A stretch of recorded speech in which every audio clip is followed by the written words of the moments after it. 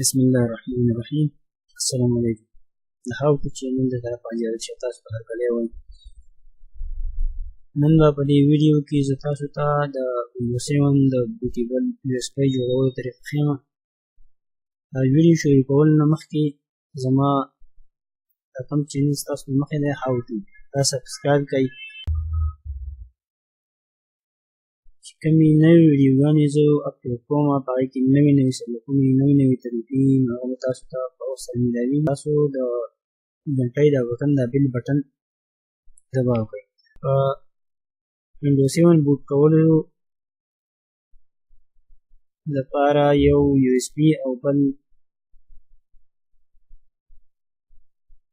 د Windows 7 ISO ایمیج او سره د نیټ نه یو پروګرام RUFUS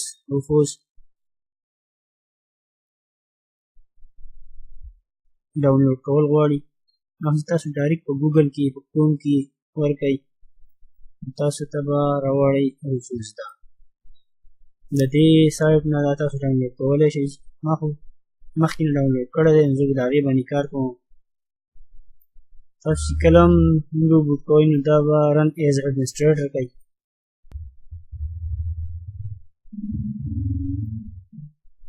دا USB 8GB ما سره ده، دې کې دې ځای کې ورکړې ده، دا مخامخ ښکاري 8GB USB ده.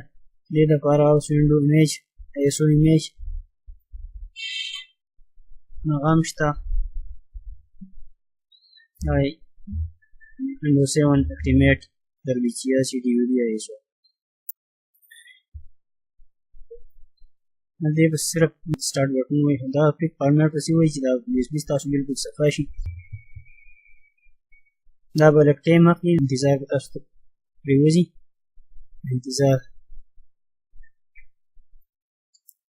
لږ انتظار به کول غواړي.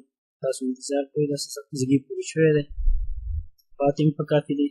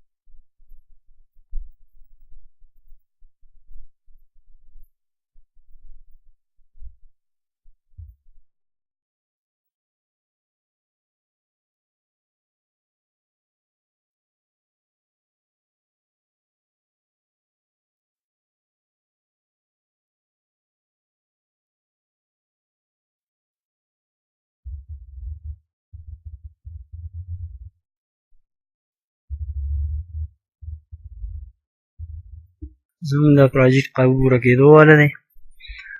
دا ویډیو د کتو نه وروسته که تاسو شیر کړئ نو نور خلک دې هم پیدې والي.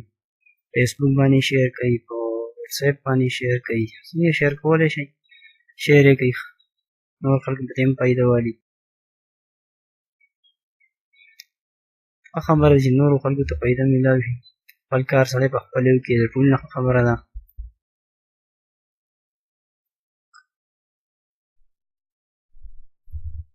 ستاسو د ټایم د بچ کولو لپاره ما ځای په ځای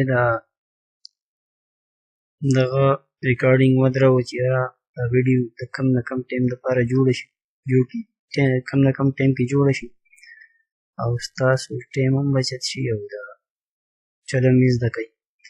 نو صرف په دې ایکسټریکټینګ کې دی لږ ټایم واخیستو.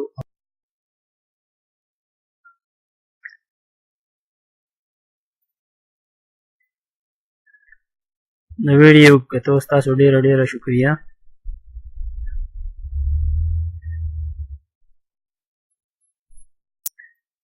زموږ دغه تیار شو، ریډي ده.